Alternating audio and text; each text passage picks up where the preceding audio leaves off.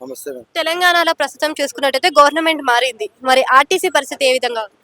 RTC పరిస్థితి అయితే చాలా ఇప్పటి వరకు అయితే కొద్దిగా వరకు నయమే మేడం.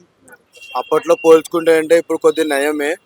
కానీ మేము అంటే ఇప్పుడు నేను రిక్వెస్ట్ కింద సీఎం గారిని కోల్చేది సీఎం గారిని కోరుకుంటున్నది ఏంటంటే ఇప్పుడు ఏదైతే మేము కష్టపడి ఒక అవుట్ సోర్సింగ్ జాబులన్నీ మేము ఇట్లా చేస్తున్నామో దాన్ని కొద్దిగా రెగ్యులైజ్ చేయాలని మేము కోరుకుంటున్నాం మేడం.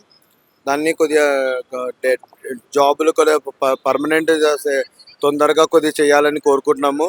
మా యొక్క బాధల్ని కొద్దిగా తీర్చుకొనేసి ఆయన కొద్దిగా ఇట్లాంటి సేవలు అందించిందంటే మేము ఆయనకి చాలా రుణపడి ఉంటాము. అంటే ఇప్పుడు మనకి ఆర్టీసీకి ఎండీగా ఉన్నది వచ్చేసి సజ్జనర్ గారు కదా! సో, సజ్జనర్ గారు కరెక్ట్‌గా చేయగలుగుతున్నారా విధులు అనేవి? అంటే ఆర్టీసీ సదుపాయాలు కానీ, బస్సుల రవాణా కానీ. కొంత అంటే రవాణాది చూసుకుంటే అంతా బాగానే ఉంది కానీ కానీ కొంతవరకు అయితే మా ఇది చూసే వరకు అయితే అంతా బాగానే ఉంది.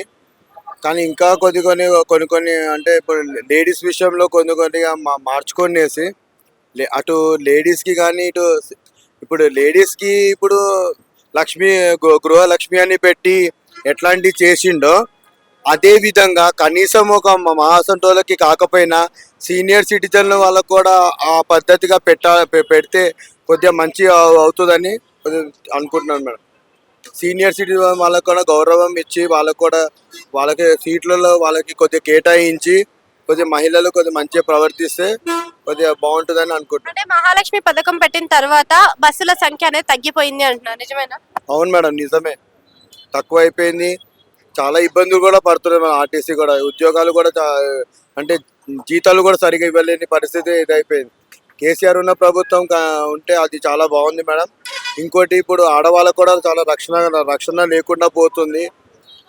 షీ టీమ్స్ కూడా ఉన్నా కానీ కూడా ఆడవాళ్ళకు కూడా చాలా ఇప్పుడు రీసెంట్గా మళ్ళీ కలకత్తాది డాక్టర్ది కేసు అయ్యింది.